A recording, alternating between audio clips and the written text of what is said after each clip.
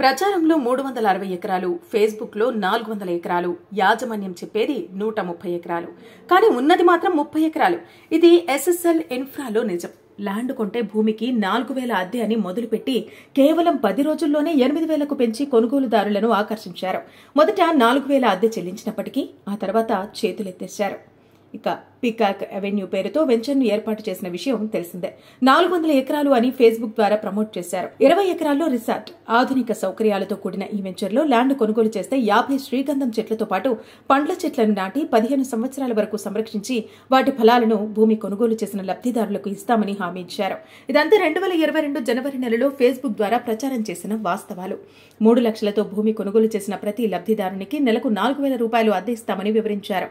ఇలా జనవరి నెల 6 నుండి 8వ తేదీ వరకు ఈ ప్రచారం చేయగా జనవరి 17 నుంచి 25 వరకు ఈ అద్దె 8000కు పెంచి సదరు భూమి కొనుగోలు చేసిన లబ్ధిదారులకు ఇస్తామని ప్రచారం చేశారు. తక్కువ పెట్టుబడి ఎక్కువ లాభం వస్తుందని ఆశపడ్డ కొనుగోలుదారులు తర్వాత జరగబోయే పరిణామాలను అంచనా వేయలేకపోయారు. 2022 జనవరి నుండి 2025 నవంబర్ మాసం వరకు వెంచర్ పూర్తి చేసి భూమి కొనుగోలు చేసిన ఆయా వ్యక్తుల పేరుతో రిజిస్ట్రేషన్ చేసి ఇవ్వాల్సి ఉంది. కానీ ఇప్పటి వరకు సర్వే నెంబర్లు కానీ వారి సరిహద్దులు కానీ నిర్ణయించి ఇవ్వలేదు. పైగా గడిచిన ఏడాది కాలంగా కొనుగోలు చేసిన భూమికి ఎటువంటి చెల్లింపులు లేవని బాధితులు బోరున విలిపించారు. 20 ఎకరాల్లో రిసార్టును ఏర్పాటు చేసి ఉచితంగా సభ్యత్వం కల్పిస్తామన్నారు. ఈ వెంచర్లో రిసార్ట్ ఎక్కడా కనబడలేదు. పైగా 50 శ్రీగంధం చెట్లు లేవు. జామ, సీతాఫలం వంటి చెట్లు ఎక్కడా కనబడలేదు. ఇదిలా ఉండగా ఫేస్బుక్ లో 400 ఎకరాలంటూ పెద్ద ఎత్తున ప్రచారం చేశారు. పాంప్లెట్స్ లో 360 ఎకరాలుగా ముద్రించి పంపిణీ చేశారు.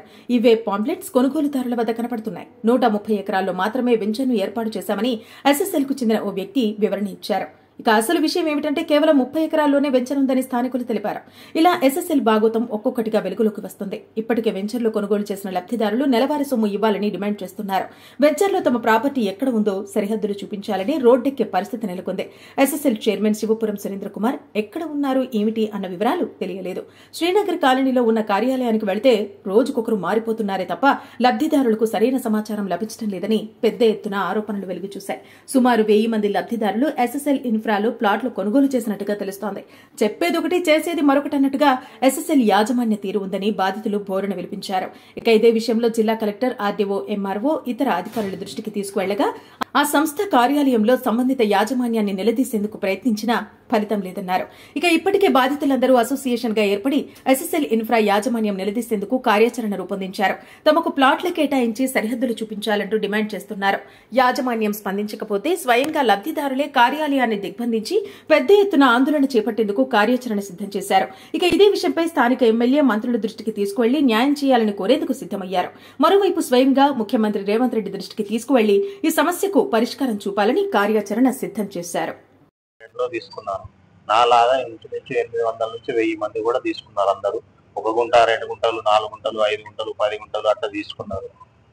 4.5 లక్షల చొప్పున అందరూ 1 గుంట చొప్పున తీసుకున్నారు. ప్రతి మంత్ లీజు 1 గుంటకు 4000 చొప్పున వేస్తామని చెప్పి లీజ్ అమౌంట్ వేస్తామని అగ్రిమెంట్, లీజ్ పేమెంట్ కూడా సంతకాలు తీసుకున్నాడు.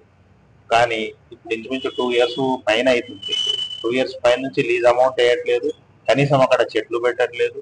అట్లీస్ట్ పొజిషన్ చేసి సర్వే చేపించి ఎవరిది వాళ్ళకని చెప్పి పొజిషన్ కూడా చూపించట్లేదు.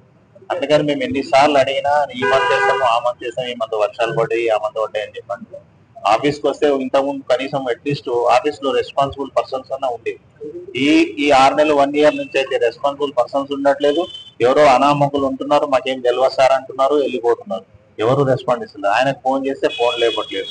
కనీసం ఎక్కడ కలుస్తానంటే అక్కడ లేదు. ఊరికే ఆఫీస్ లో పోయి ఆడ సైట్ లోకి వెళ్ళి అందరం 800 మందిని ఇంచుమించు ఒక గ్రూప్ తయారు చేసాము. ఒక 500-600 మంది అందులో అందరు గ్యాదర్ అయ్యి అక్కడ వెళ్తే కూడా వస్తున్నాడు, నేను నెక్స్ట్ మంత్ చేస్తాను, ఆ మంత్ చేస్తాను, ఈ మంత్ చేస్తాను అని చెప్పడం ఉన్నది, పోవడం ఉన్నది. సురేందర్, శివపురం సురేందర్ అని ఎస్ఎస్ఎల్ అని చెప్పి ఇది దీంట్లో అందరము బాధితులము. ఇప్పుడు ఇంచుమించు 4-5 ఇయర్స్ నుంచి కొంతమంది హాస్పిటల్లో ఉన్నారు. వాళ్ళు ఈ రోజు ఫేస్బుక్ లో కూడా పోస్ట్ పెట్టారు. పాపం వాళ్ళ పాప సీరియస్ ఉందంట. మన దేంట్లో ఐసీయూలో ఆయన ఫోటో పెట్టాడు. ఒక ఆయన యాక్సిడెంట్ అయి ఖాళీ వాళ్ళు అందరూ ఏంటంటే కొంచెం రిటైర్ అయిన వాళ్ళు కూడా ఉన్నారు. వాళ్ళకి ఈ అమౌంట్ వస్తే నెల వస్తే కనీసం ఒక పెన్షన్ లాగా ఉంటుందని చెప్పి అనే ఆశతోటి ఎక్కడెక్కడో తీసుకొచ్చి లోన్ తీసుకొచ్చి పెట్టిన వాళ్ళు చాలా మంది ఉన్నారు. వాళ్ళకు లీజ్ అమౌంట్ వేయట్లేదు. అట్లీస్ట్ కనీసం లీజ్ వేయకుండా సరే పొజిషన్ బాగాలేదు ఏమంటే మార్కెట్ బాగాలేదు, ప్రభుత్వం చేంజ్ అయింది, అదైంది ఇదైంది ఏదో చెప్తున్నారు కాకమ్మ కథలు.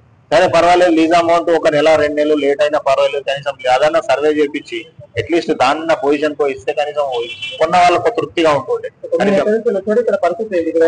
ఇక్కడ ఎవరు లేరు, ఇక్కడ రెస్పాన్సిబుల్ పర్సన్ ఎవరు లేరు. ఇక్కడ ఆఫీస్ బాయ్ వాళ్ళిద్దరు ఉన్నారు. వాళ్ళు నాకేం తెలియదు సార్, సార్లకు ఫోన్ చేయండి అంటారు. సార్ల ఫోన్లు స్విచ్ ఆఫ్లు లేకపోతే బ్లాక్ లో చేసి పెట్టారు. ఎన్నిసార్లు వచ్చినా ఇదే పరిస్థితి. నేను బొంపల్లికి వెళ్ళి వచ్చినా, ఒక బీరంగూడకి వెళ్ళి వచ్చిండు, ఒక ఇస్నాపూర్కి వెళ్ళి వచ్చిండు, ఒక ఉప్పల్కి వెళ్ళి వచ్చిండు, ఒక యాదగిరి గుట్టకి వెళ్ళి వచ్చిండు. ఎక్కడెక్కడి నుంచో వందల కిలోమీటర్ల నుంచి వచ్చిన వాళ్ళు కూడా ఉన్నారు. ఇక్కడ కొంతమంది ఆంధ్ర వాళ్ళు కొన్న వాళ్ళు ఉన్నారు, విజయవాడ వాళ్ళు కొన్న ఉన్నారు మొత్తం. అందుకని దయచేసి ఆయనకు సురేందర్ గారికి మేము రిక్వెస్ట్ ఎన్నిసార్లు చేసినా సరే సార్ ఈ నెలకి వేస్తాను ఆ నెలకి వేస్తాను అంటున్నాడు, కానీ ఏమి వేయడం లేదు. కనీసం అక్కడ సర్వే చేపించి పొజిషన్ అన్న ఇస్తాడేమంటే ఆ పొజిషన్ కూడా ఇవ్వట్లేదు. అది కొన్ని నెలలు ఇచ్చాడు, ఒక సంవత్సరం దాకా పర్వాలేదు, ఒక నెల అటు ఇటు వచ్చింది. తర్వాత మళ్ళా ఒక సంవత్సరం నుంచి అయితే అసలు మాకు రావట్లేదు. మధ్యలో తిరగంగా అప్పుడో నెల ఇప్పుడో నెల వేసాడు. చాలా గ్యాప్లు ఉన్నాయి, 2-3 సంవత్సరాల నుంచి గ్యాప్లు ఉన్నాయి. కొంతమందికి ఒకరికో ఇద్దరికి వచ్చాయి. ఇప్పుడైతే కొంతమంది హాస్పిటల్లో ఐసీయూలో ఉన్నారు. కనీసం వాళ్ళకన్నా చేయండి సార్, అది కూడా చేస్తే రిక్వెస్ట్ చేద్దామని చెప్పి ఫోన్లు చేస్తే ఫోన్ లేపట్లేదు, మెసేజ్ చేస్తే మెసేజ్ రిప్లై లేదు. కనీసం వీళ్ళకి చెప్దామంటే వీళ్ళు మాకేం తెలియదు సార్ అంటారు. వీళ్ళు ఫోన్లన్నీ చేయండి అంటే మా ఫోన్ లేపరు సార్, మమ్మల్ని లేపుతారు సార్ అని అంటారు. అందుకని ఇది ప్రాబ్లం. పీకాక్ రెవెన్యూలో ల్యాండ్ వన్ ఉంటుంది.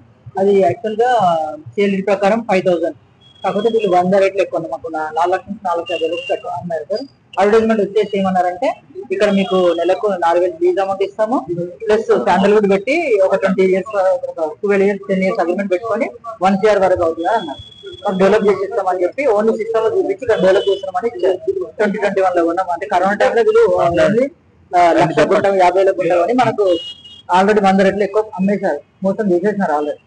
మాకు ఇప్పటి నుంచి ఒక 1-2 years లీజ్ అమౌంట్ ఇస్తారు, 4,000 తర్వాత ఆపేసారు. ఫోన్ కూడా అందరి బ్లాక్ చేసినారు సార్. ఆఫీస్ కూడా క్లోజ్ ఉంటుంది, ఒక 3 days క్లోజ్ ఉంటుంది, ఒక 4 days ఓపెన్ ఉంటుంది. అక్కడ స్టాఫ్ కూడా సరిగ్గా ఉందని వాళ్ళు కూడా రాష్ట్ర బిహేవ్ చేస్తున్నారు. మీరు ఏం చేసుకోండి, మీడియా ఏం చేయలేదు, పోలీసులు ఏం చేయలేరు, మా దగ్గర అందరు హైకోర్టు ఉన్నారు, పొలిటీషియన్స్ ఉన్నారు, వాళ్ళు ఏం చేయలేకనే ఇట్లా అని మమ్మల్ని భయపెడుతున్నారు సార్. ర్యాష్ మాట్లాడుతున్నారు. పాపం లేడీస్ ఎంప్లాయీస్ తో కూడా ర్యాష్ మాట్లాడుతున్నారు. కొంచెం దగ్గర 4,000 కస్టమర్స్ 360 ఎకరాలు అంటే 600 నుండి 700 కోట్లు సార్. ప్లీజ్ సిబిఐ కానీ ఈడీ కానీ యాక్షన్ తీసుకొని వీళ్ళు మీరు రైడ్ చేయాలి సార్. అన్ని ఎక్కడ కూడా ల్యాండ్స్ వీళ్ళని సేల్ చేయకుండా వీళ్ళు అప్రూవల్ చేయాలి సార్. ఇంకోటి మేము కలెక్టర్ ఆఫీస్ లో ఇచ్చాము, అక్టోబర్ 27 రోజు కలెక్టర్ ఆఫీస్ లో ఇచ్చాము, ఎంఆర్ఓ ఆర్డీఓ ఆఫీస్ లో ఇచ్చాము. వాళ్ళు కూడా ఎస్పీ ఆఫీస్ కి కాంటాక్ట్ చేయమన్నారు. నెక్స్ట్ యాక్షన్ తీసుకున్నాం సార్. మీరు కూడా కొంచెం మీడియా వాళ్ళు హెల్ప్ చేసి ఈయన సేల్స్ ఎక్కడ కూడా ఆపేయమని ఇమీడియట్ గా తను అరెస్ట్ చేసి ఆస్తులను జప్తు చేసి మాకు న్యాయం కల్పించని కోరుతున్నాము. ఇక్కడ ఆల్రెడీ చిన్న పాప ఐసీఎల్ సార్, ఒక ఆయన యాక్సిడెంట్ అయిన వాళ్ళకు కూడా లీజ్ అమౌంట్ అది రిక్వెస్ట్ చేసిన అమౌంట్ ఉంటుంది. మీరు దగ్గర 600 నుంచి 700 కోట్లు సార్. 4,000 కస్టమర్స్, ఒక్కొక్క 5,000 ఫ్లాట్, ఒక్కొక్క గుంట 4 లక్షల నుంచి అమ్మారు సార్. అది వాళ్ళు ఉన్నది ఒక ఎకరా 5 లక్షలు 10 లక్షలు కరోనా టైంలో ఉన్నారు. మాకు ఒక్కొక్క ఎకరా 1,60,000 crores అన్నారు సార్. మేము కొన్నది గుంట అలా డివైడ్ చేసి మాకు ఇంతవరకు పొజిషన్ ఇవ్వలేదు సార్. 6 నెలలు అని చెప్పారు, 6 months అన్నారు, 9 months అన్నారు. ఇంతవరకు మా ఫ్లాట్ ఎక్కడుందో ఫ్లాట్ చూపించలేదు, ఫ్లాట్ నెంబర్ వేయలేదు. వర్షాకాలం అన్నా ఎండాకాలం అన్నా అది అని పోస్ట్ పోన్ చేశారు. లీజ్ అమౌంట్ కూడా ఒక్కొక్కరికి 45 లక్షలు రావాలి. 8 సంవత్సరాలు ఆల్మోస్ట్ స్టార్టింగ్ నుంచి అంతే సార్. 1 year 2 years సరిగ్గా ఇచ్చినారు. 21 లో ఉన్నాం అందరం, 21-20 ఆ టైంలో ఉన్నాం కరోనా టైం. ఇప్పటి వరకు ఇవ్వలేదు. ఇంతవరకు ఒక 1-2 years ఇచ్చారు సార్ కొంతమందికి అసలు ఏమి ఇవ్వలేదంటే చాలా ఇబ్బంది అవుతుంది సార్. చాలా రిటైర్మెంట్ పర్సన్స్ కూడా ఇందులో ఇన్వెస్ట్ చేసిన నెలకి ఇంకొక కానీ వాళ్ళు ఇబ్బంది పడుతున్నారు. పెళ్లి కోసం ఉన్న వాళ్ళు ఉన్నారు, చిన్న పిల్లల కోసం ఉన్నారు, నేను మా పాప కోసం ఉన్నాను సార్. ఇబ్బంది పడిపోతున్నాం. కొంచెం వీళ్ళు ఒక మీడియా యాక్షన్ కొంచెం కంప్లైంట్ గా తీసుకొని సిబిఐ కానీ ఈడీఐ కానీ ఈఓడబ్ల్యూ కానీ దీని మీద యాక్షన్ తీసుకోవాలి. Please do subscribe to SKS Fly TV.